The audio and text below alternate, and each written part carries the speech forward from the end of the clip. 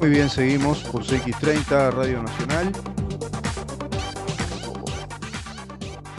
Seguimos, sí, 11:30 en Radio Nacional por aire, radionacional.com.uy por internet para el mundo. Estamos en Facebook también, en donde estamos, en Twitter, en donde estamos, por Instagram, en donde estamos, Uru, nuestro canal YouTube, Mirán donde estamos, nuestro número de contacto 093-829-272. Tenemos un montón de mensajes respecto a este tema que tratamos con el doctor Raúl Menéndez.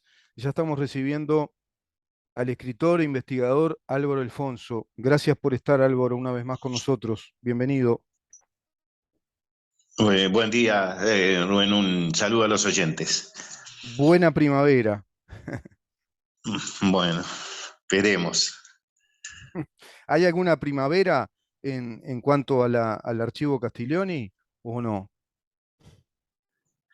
Bueno, el ministro de Defensa Nacional, Javier García, anunció que se está trabajando en un proyecto de ley al respecto.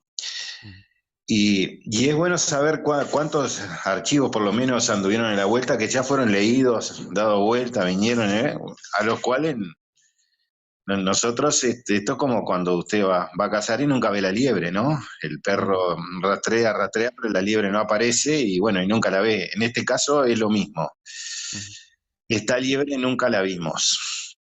Le voy a Claro. mencionar todo lo que se ha sido revisado, todos los archivos que han tocado, Mm. siempre de un mismo lado, claro. Ujú. Existió un convenio de presidencia de la República con la Universidad de la República que se ha investigado sobre los detenidos desaparecidos y asesinatos políticos por responsabilidad o aquiescencia del Estado en el periodo del 13 de junio de 1968 y el 1 de marzo del 85. Recordamos que, ¿por qué 13 de junio del 68?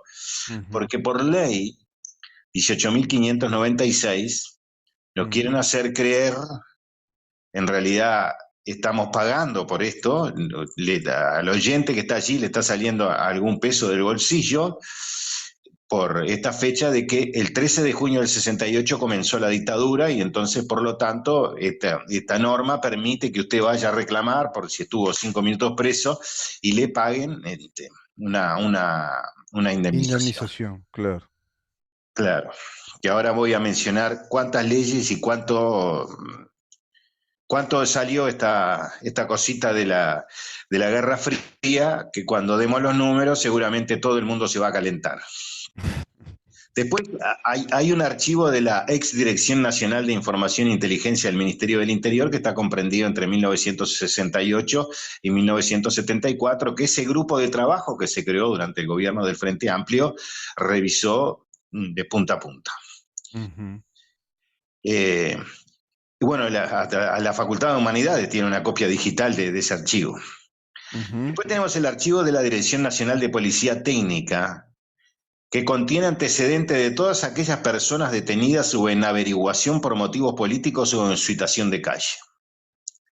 Estamos hablando durante la dictadura. Claro. Otro archivo de la Dirección Nacional de Migración que se utilizó con un objetivo. eh, Yo me parece que todos estos archivos deberían utilizarse con un objetivo central, que es contar o relatar la historia como es, y no con Claro. objetivos de efecto. Bueno, el Claro. archivo este que estoy mencionando de la Dirección Nacional de Migración tuvo un Mm. objetivo: los diferentes tránsitos de frontera que permitiera detectar al país a María Claudia García, la nuera de Juan Gelman. No hubo Ujú. resultado, ¿no? Ujú. Claro. Pero de repente encontraron el pasaje hacia otro país de otras personas que estaban detenidas, eh, que pueden parecer como que estuvieron detenidas, pero en realidad después terminaron siendo informantes que tal vez que estaban ahí en esta información. Claro. Claro. Después, otro archivo, el archivo de Sanidad Militar, eh, buscando una ficha clínica que orientara también con un objetivo primario en el hospital militar, si María Claudia García, la nuera de Gelman, dio allí o no a luz.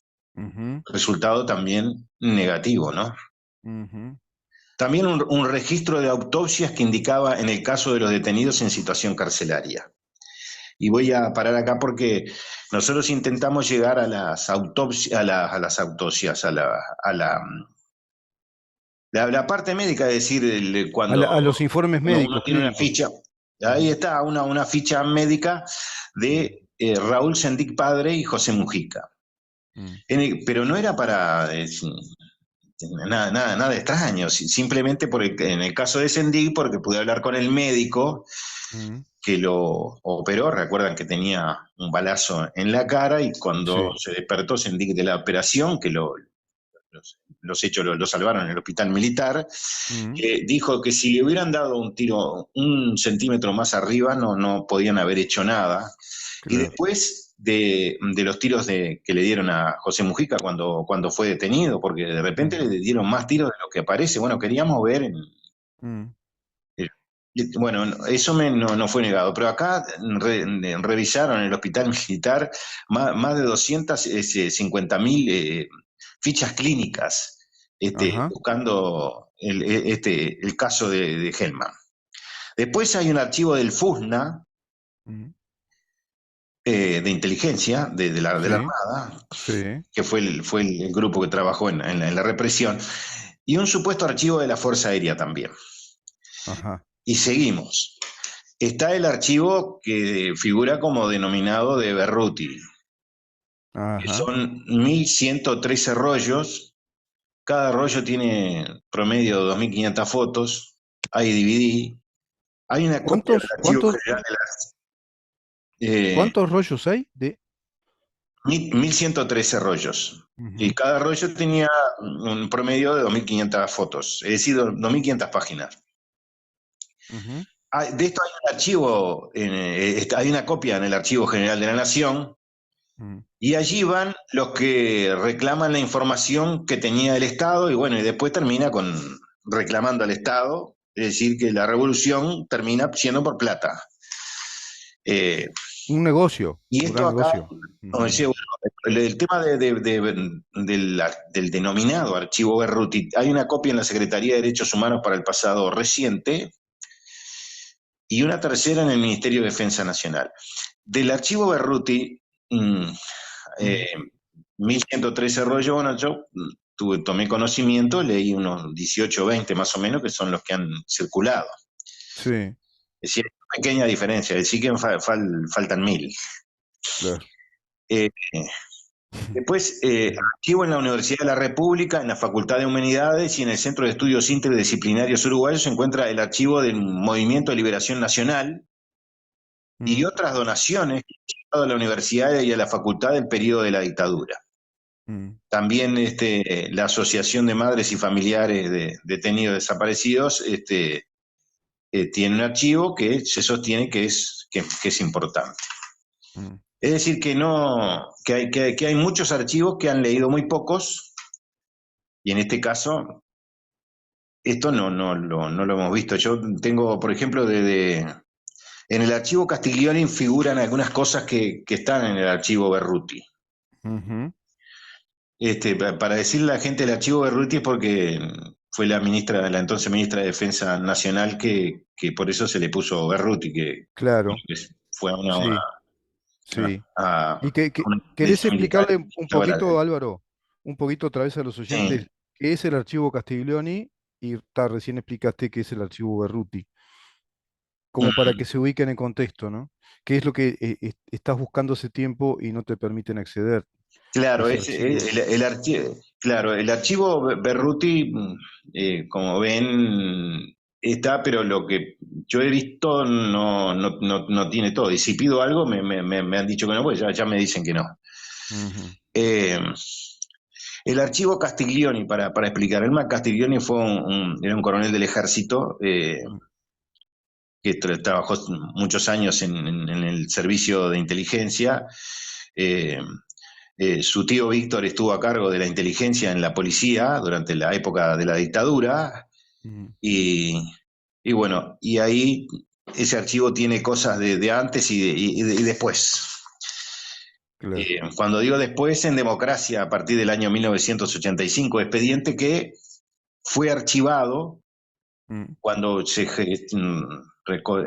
recordarán los oyentes, y si no, ahora se lo decimos, se formalizó una comisión investigadora parlamentaria sobre el tema de los seguimientos en democracia de inteligencia. exacto. En realidad el archivo dice que existió, pero que prescribió. Bien, Es decir, que bien. no hay culpable, ya Sí. está archivado. Sin embargo, yo después voy a mencionar algunas cosas a ver si no merecen el desarchivo, ¿no? Claro, claro, claro, claro. El Eh, archivo Castiglioni es el archivo entonces que tiene que ver con ese investigador del ejército vinculado a investigación e inteligencia en periodos previos a la sí, dictadura, sí, el archivo. dictadura y post No, no, dictadura. no, no. Sí, sí, lo del archivo Castiglioni va desde el año 1968 al 2015. Claro, claro, claro. Bueno, fue incautado precisamente el 2 de octubre del 2015, había fallecido recientemente, es decir, no entiendo por qué eh, desde mucho antes se había rumores que existía esto Mm, sí, sí. nadie, no hubo ninguna intervención judicial en el tema, ¿no? Hasta Álvaro, voy a leer el este fallecimiento, párrafo. Voy a leer este párrafo sí, para que le quede ordenada la mm, información a los oyentes. A sí, principios de octubre del sí, 2015, la justicia allanó la casa del coronel retirado Elmar Castiglioni, quien había fallecido semanas antes.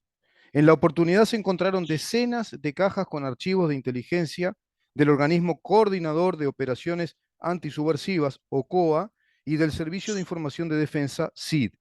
Castiglioni fue director del Centro de Altos Estudios Nacionales y jefe de la Dirección Nacional de Inteligencia del Estado. Este es el archivo del que estamos hablando, ¿verdad? claro, Informes a ver, periodísticos del 2016 sostienen que más allá de la información sobre hechos ocurridos en las décadas de los 70 y 80, también los archivos Castiglioni contienen investigaciones a Liber Sereñi, Tabaré Vázquez, Julio María Sanguinetti, Jorge Valle, representantes de la justicia, partidos políticos, sindicatos, entre otros. sí, sí.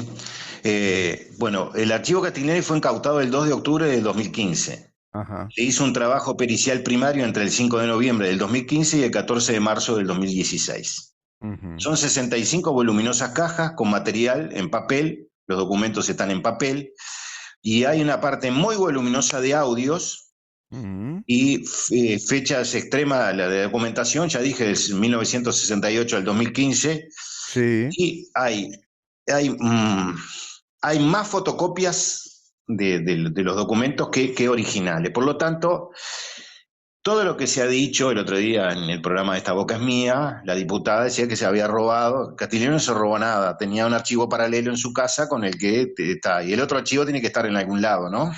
Mm, Eh, mm. Álvaro, si no se quiero si no prendió.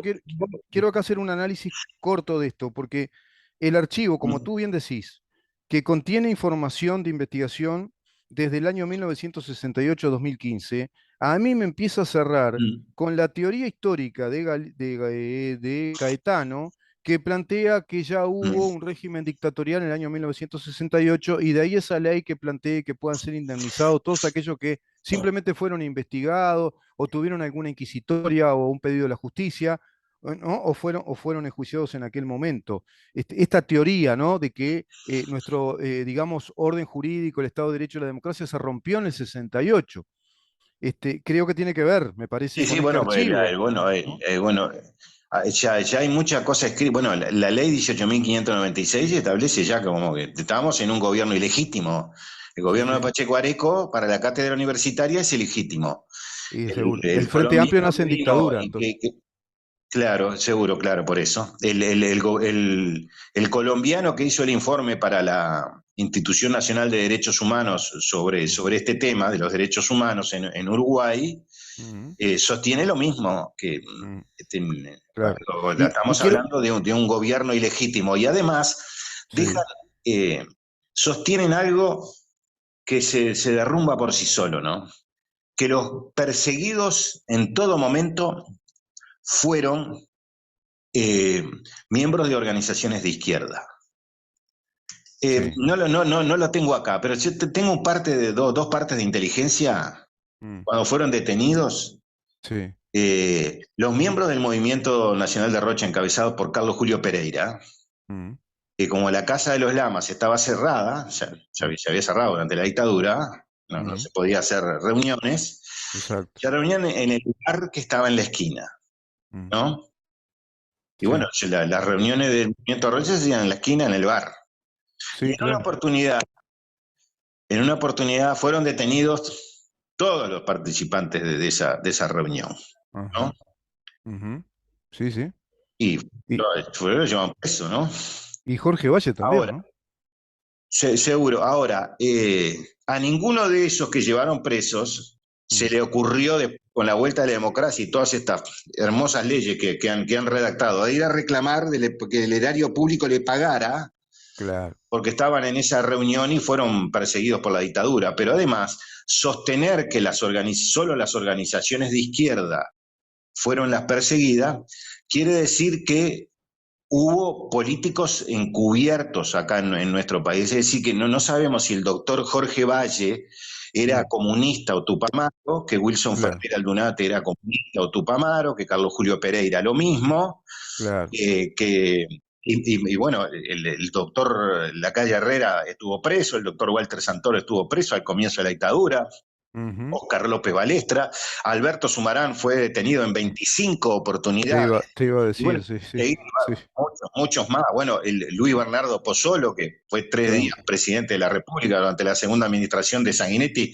también sería comunista o tupamaro. Es ¿No decir, serían todos, no yo creo serían que todos tenemos, comunistas y no nos dimos cuenta nosotros? ¿No seguro, serán todos claro, no, comunistas? pero por eso digo, no, ¿por qué ceñir la historia a que los únicos perseguidos fueron determinados solo las organizaciones izquierdas y que no otros no tuvieron ninguna actuación?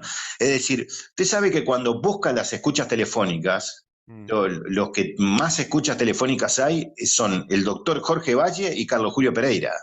ujú, sí, sí, Porque claro. hay mucho que después que pasó la dictadura, tienen pelo de gorila contra la dictadura, pero que en la época de la dictadura Mm, estaban abajo de la cama y claro.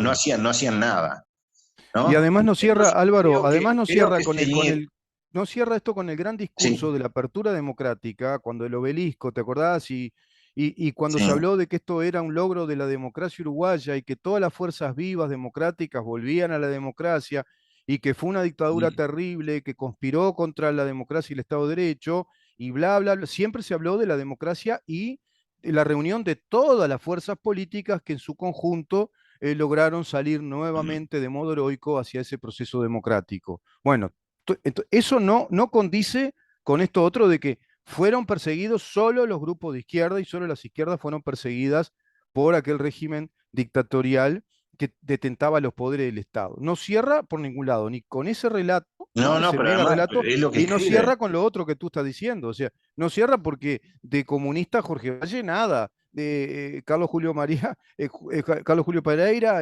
Sumarán, Wilson Ferrer Aldunate, nada. O sea, de izquierda ahí no hay nada. No cierra por ningún lado, pero a mí lo que me va cerrando es que esto es un gran negocio, ¿no? Porque por esta ley y esta peregrina teoría que establece que se rompió el Estado de Derecho en el 68, hasta han creado la Fiscalía de Lesa Humanidad, que está concibiendo el contenido tipificatorio legal de una ley que interpreta que todos esos hechos fueron violatorios de derechos humanos. Bueno, yo Claro. no sé, si no toma cartas en el asunto, este gobierno, bueno, ¿quién lo va a hacer? No nos queda otra. Fíjate otra cosa que quería cerrar este comentario. Todo esto que tú estás diciendo, todo este raconto de cosas, ¿no? Muere el coronel Castiglioni, hay un allanamiento, se toman todos esos documentos, que son una enorme cantidad de documentos, que se tendrían que haber desclasificado todos en orden, desglosado y haber volcado a la opinión pública y a la investigación libre. Bueno, esos archivos que fueron allanados, quedaron en manos de dos, tres personas. Uno de ellos, Álvaro Rico, licenciado en filosofía, dice este informe, y otro de la licenciada Isabel Schwebor.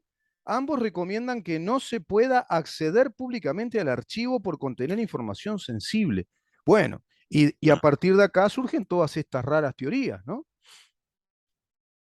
Sí, sí, pero esto está todo avalado por jueces y fiscales Claro, en todo momento.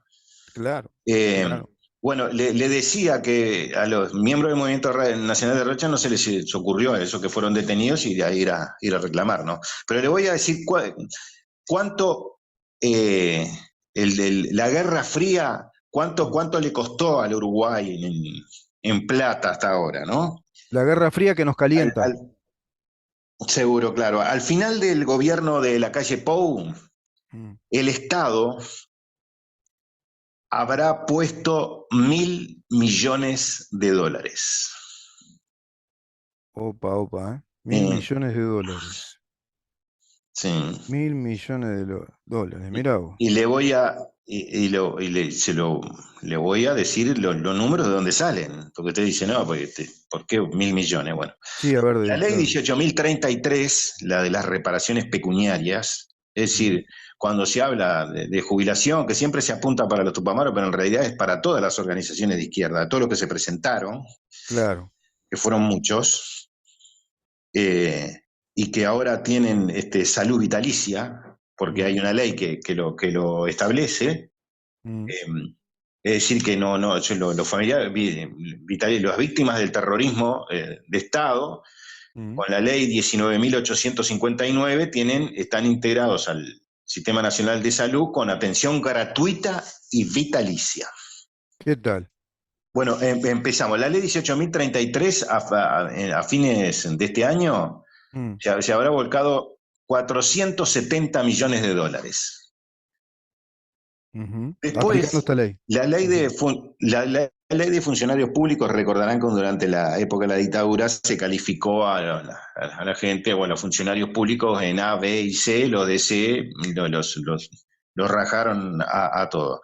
Sí, Convengamos que los que miles fueron rajados por razones políticas, ideológicas y de todos los mm, partidos, no de sí, uno solo, ¿no? sí, sí, Pero también en aquel momento se borró a gente que no era buen funcionario. Bueno, de todas sí, formas, después, ya en la ley 15.737, la guía sí, para para las organizaciones de izquierda, ya se incluye un artículo que, bueno, se va a atender el tema de los funcionarios públicos y posteriormente, meses después, se vota otra ley. sí, Bueno, el Estado pagó, se presentaron 30.000, sí, reclamaron 30.000. sí, El Estado atendió a 18.000. ajá, Eh, eh, Algunos fueron reintegrados a sus lugares de trabajo, otros ya tenían causal jubilatoria y por lo tanto sumaron la cédula jubilatoria, se les hizo un prorrateo con los sueldos que pudieron haber cobrado desde que fueron cesados en el ámbito de la dictadura, en ese y periodo. Álvaro, se reintegraron además con el grado laboral como si hubieran trabajado todos esos años, ¿no? No es que se reintegraron Claro, sí, sí, con el grado ah, sí, que los sí. rajaron y la causal jubilatoria lo Mm, mismo. Claro. seguro. Eso también hay que aclararlo Bueno, porque eso, hay y gente que estuvo se 10, pres- 12 años, 15 años fuera del país y cuando volvió se les reconocen esos 15 años de antigüedad, ¿eh? En el trabajo, por esta ley. mm. Bueno, esta ley de funcionarios públicos provocó un gasto al erario público de 120 millones de dólares de la época, Ajá, que hoy sí. serían, yo le pedí a un contador que hiciera un cálculo Mm. y esto como se calcula, se toma la inflación en los Estados Unidos, se hace un prorrateo, etcétera, etcétera, todo un mecanismo que solo un contador sabe hacer y bien. Bueno, hoy serían 338 millones de dólares. Ajá, Después la ley 18.596, esta famosa, el 13, de cuando empieza la dictadura, ¿no? Porque sí, ya le podemos poner nombre. 18.596 cuando empezó la dictadura. Ya pagó 12 millones de dólares. ajá, La ley 18.310, que es aquellos, y voy a decir supuestamente, fueron cesados por razones políticas e ideológicas en los frigoríficos, mm, La ley 18.310 los ampara desde el 9 de febrero, es decir, que también se adelantaron un poco a la dictadura, aunque supone Mm, que el golpe fue allí, pero bueno, se adelantaron un poco, bueno, fueron cuando se dio a conocimiento los comunicados 4 y 7 de las Fuerzas Armadas. mm, eh,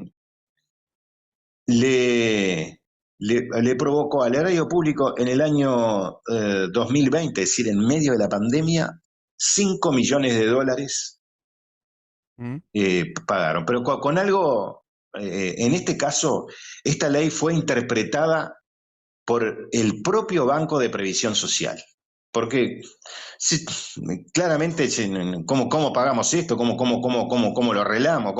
En realidad, ¿cómo pagamos más, no? Sí, claro, Y le claro. voy a explicar por qué.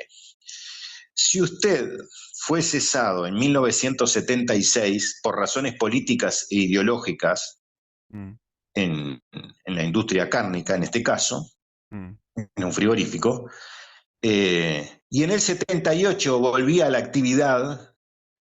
No me digan que los militares si los habían cesado por razones políticas e ideológicas en el 76, cuando en el 78 lo tomaban y le borraban todos los antecedentes y venía como una persona buena. No Claro, creo que se comían esa pastilla. Si te y marcaban capaz que una vez sé, por razones políticas e ideológicas, te iban a claro, perseguir durante toda la dictadura, como ocurrió con miles de personas. claro. Entonces, mire cómo se arregla esto.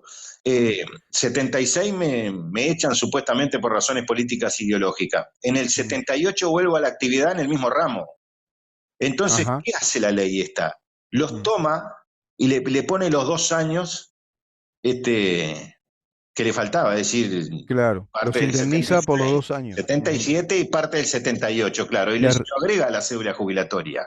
claro, les Bueno, agrega los esta años. ley, seguro, esta ley le costó al Estado 5 millones de dólares en el 2020, pero esta ley está desde el 2007, es decir, que si ahora, si hacemos un pedido de información pública, por lo menos vamos a andar en 50 millones de dólares aproximadamente, ¿no?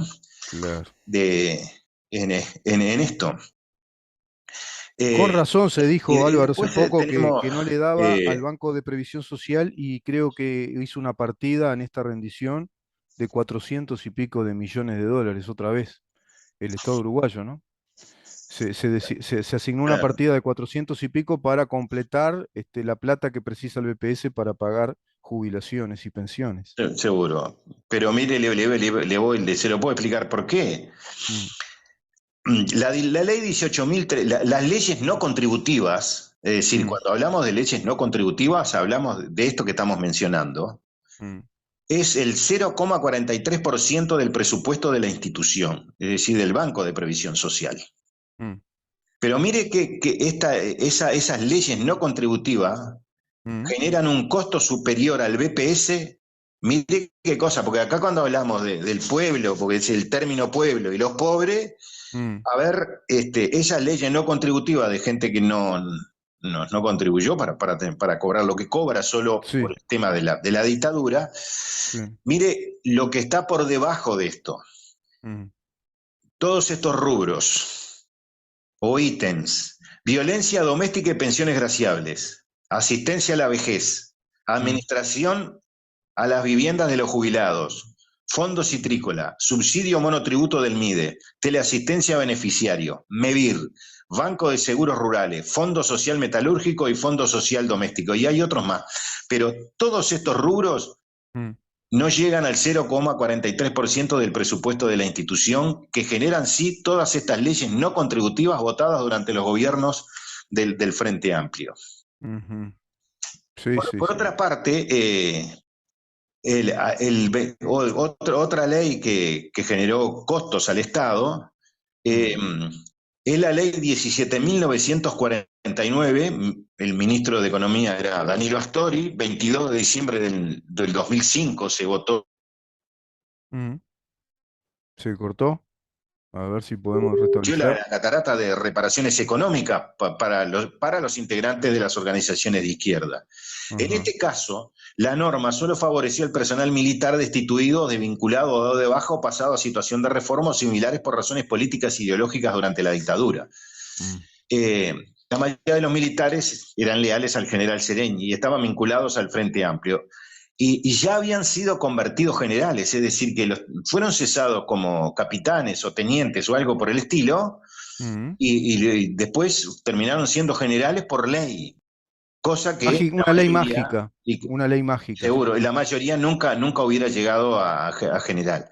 Y en Claro. realidad, más allá que por razones políticas e ideológicas, algunos de esos miembros, Mm, no fue pues esa la razón, sino que fue otra, bueno, pero fue tomada razones políticas e ideológicas. mm. El costo de esta ley Sí. fue de $3 millones.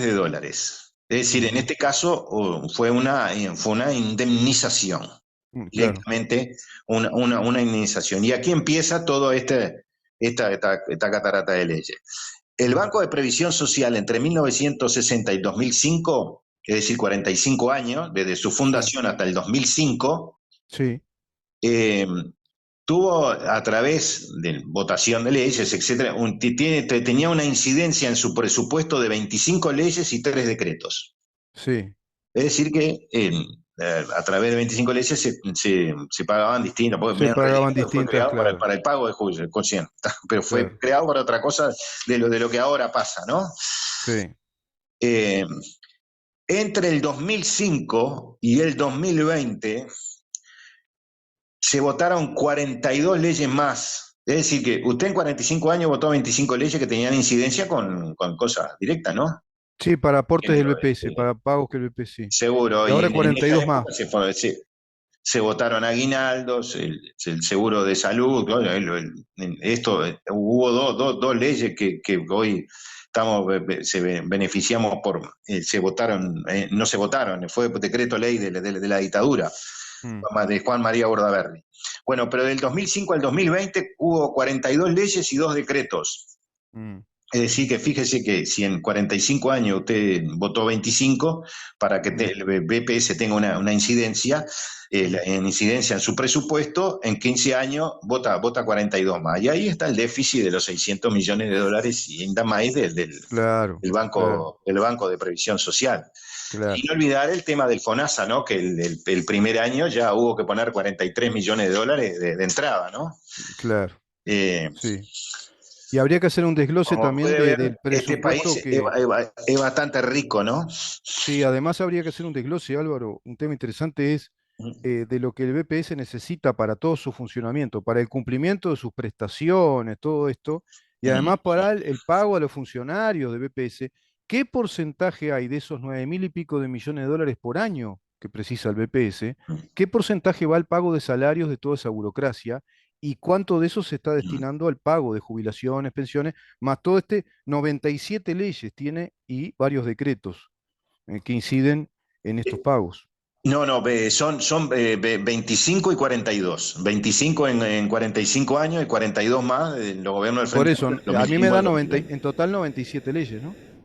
25 y No, 42. 25 más 42, 77. 77. 77. Y varios decretos. Dos decretos ahora. Sí, Sí, sí, sí, sí.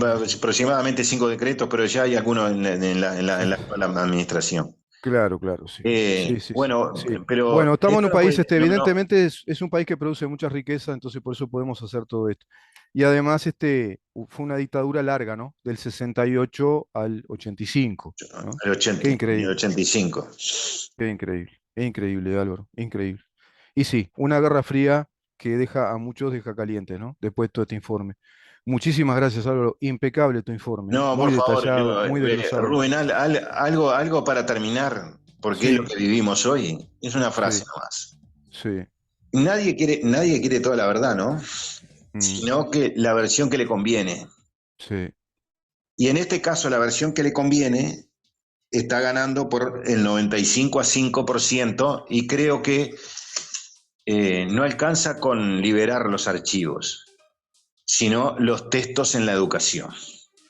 Y claro. entiendo que hay que hacer un libro, no de no más de 200 páginas, que Mm, sea como base de la historia reciente, si es que queremos hablar de ella, mm, y que marque para dónde ir a buscar la información. Es decir, que sea una guía para buscar la información y que todo el estudiantado pueda Claro, interesarse y decir, ah, mirá acá tal tema, mirá, hay esto y esto y esto. claro. Sí, Porque si no, vamos a seguir. Ya que se habla de una reforma educativa, sí. indudablemente este tema tiene que estar en la reforma educativa, pero no podemos ponerle para que los estudiantes estudien en el futuro y Sí. decirle que por ley establecimos que la dictadura empezó el 13 de junio del 68, cuando un presidente constitucional, Jorge Pacheco Areco, aplicó las medidas prontas de seguridad que están en la Constitución. Si no les gusta las medidas prontas de seguridad porque son ilegítimas, se Mm, supone, para los constitucionalistas, muchos uruguayos y otros extranjeros, bueno, en la doctrina internacional en esto es mortal. mm. Bueno, por favor, retírenlo de la Constitución, que no exista más eso. Porque Claro, si claro. ningún presidente no puede, cuando todo el mundo está sublevado, cuando hay una guerrilla que estaba a nivel internacional en la cresta de la ola, que aparecía en las revistas en los Estados Unidos, destacando que los Robin Hood, que le robaban a los ricos para darle a los pobres, Sí. ¿qué iba a hacer? Estaba todo el mundo sublevado. Seguro, sí, sí. Bueno, aplicó Un la medida de estado pronta de, seguridad, no había otra. no había, claro, de caos interior, de conmoción interior, como establece la Constitución, y Claro, se establecieron esas pero medidas. además, Estados Unidos advirtió que si no aplicaban las medidas pronta de seguridad no le daban más crédito a Uruguay. Y esa Claro, claro. fue, le diría, la razón principal en todo este negocio. Hay documentos, hay Sí, sí, sí. comunicaciones del entonces embajador Felipe Iriar, destacado miembro de la Cancillería uruguaya, que menciona todo esto. Pero Claro. bueno, pero eso no se dice. La dictadura empezó en el 68 y con eso No, estamos salvados. no, es un disparate. Están ganando por goleada, Así, por así, goleada. así, Es así, así Álvaro. reclamamos, así reclamamos. Me quedo con esa idea final, me quedo con esa idea. Muy interesante. No, no alcanza con el Bueno, archivo, sino que con un material de estudio para los futuros ciudadanos, ¿no? En esta reforma educativa, que sepan dónde ir a buscar, que esté periodizada la historia y que se la dé con un rigor histórico en serio, ¿no? Bueno, pero esto está muy sesgado, muy sesgado. Gracias, Álvaro. Muchísimas gracias. no, por favor, no a las órdenes. ¿Qué pasa? Periodista Álvaro Alfonso dándonos un informe completísimo, ¿no? Completísimo en cuanto a seguridad social, en cuanto a esos archivos que siguen en secreto, el archivo Castiglione, el archivo Berruti, una versión sesgada por ley de lo que ha significado la ruptura de las instituciones democráticas. ¿Qué va a pasar con la educación en ese sentido? ¿Cómo se van a educar nuevas generaciones? ¿Con esta versión de la historia del Uruguay o con la versión que correspondería ser? Vamos a una pausa y continuamos.